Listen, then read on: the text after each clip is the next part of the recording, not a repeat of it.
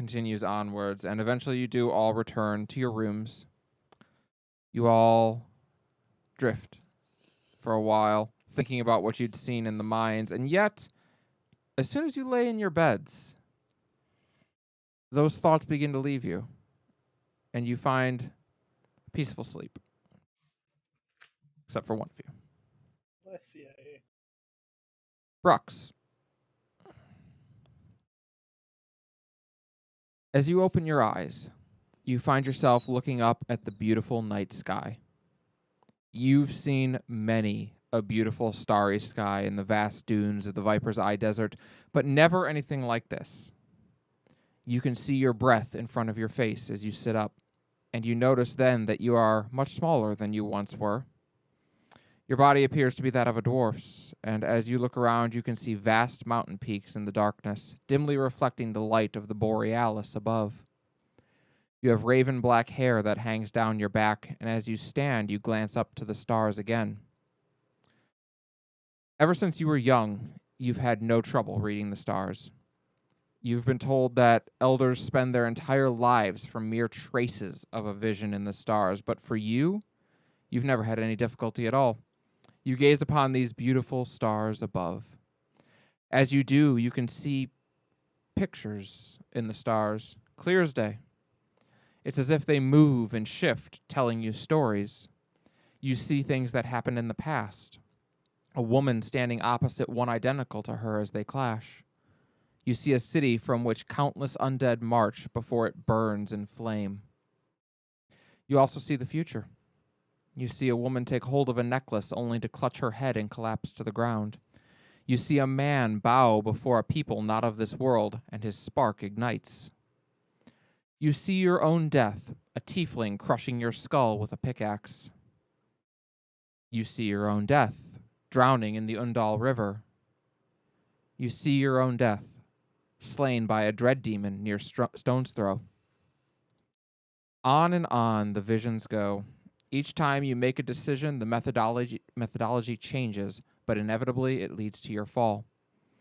And as you look around, it is not only your death that you can see, but everyone's. Millions of possibilities for millions of people. The threads of fate connected through the stars in myriad ways and combinations. You can feel the overwhelming amount of information weighing upon your sanity, as if a dam about to give way under the rising waters. And as you finally tear your eyes away from the sky, you can see now that those threads of fate run everywhere. Around every individual, 1,000 different paths run along those silken spindles. And out of you, millions. You can follow them, tracing along one thread until its conclusion, and see how it plays into the decisions of another. For a time, you content yourself in tracing along these threads of fate until you begin to notice a similarity. With each moment and decision, the paths diverge and grow wider, free will and choice making for a bigger and bigger range of possibilities. But always, there is an apex, a point where the range of possibilities stops growing wider and instead begins to shrink. It is with some horror that you finally realize the undeniable truth of what you see. All possibilities eventually reconvene on a single point. The end of all things. A single point where never again do possibilities branch and emerge. In your mind, you debate the point of it all. If the path has a predetermined destination, if the goal is set in stone, what value is there in the road to get there? A loneliness, unlike anything you've ever imagined or experienced, sets upon you. The true weight of what you saw, now it is apparent to you. You will never unsee it. And while the rest of the world walks around in blind ignorance, believing that they have will and choice and their future hasn't been decided for them, or worse, that it has and they're okay with it, you know you are utterly alone. You glance back towards your village. You are beloved there, heralded as the goddess herself reincarnated.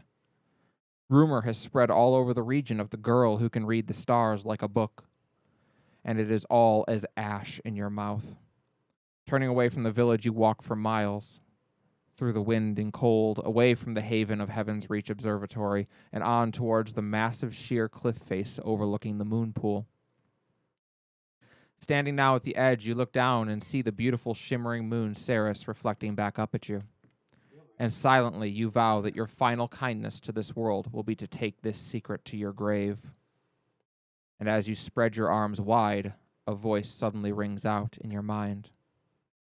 Seer, prophet, child, hero, you carry a great weight upon you, seeing the end of all things. But know you this, nothing lasts forever, even the end. I will have need of you in the future. May you ever walk in the light. And brilliant radiance erupts out of your chest, shimmering forth from your eyes and mouth, and the millions of threads of fate wrap around you, forming a cocoon in which to comfort you.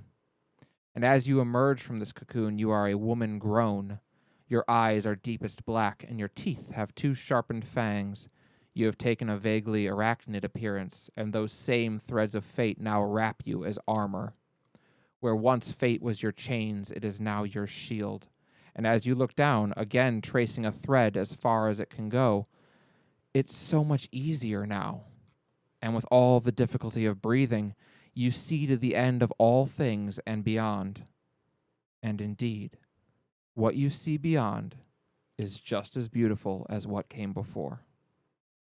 And you, Talia, goddess of fate and destiny, understand at last. The path, the journey one chooses to take, is all that ever mattered.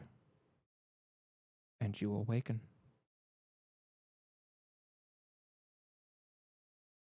Fuck.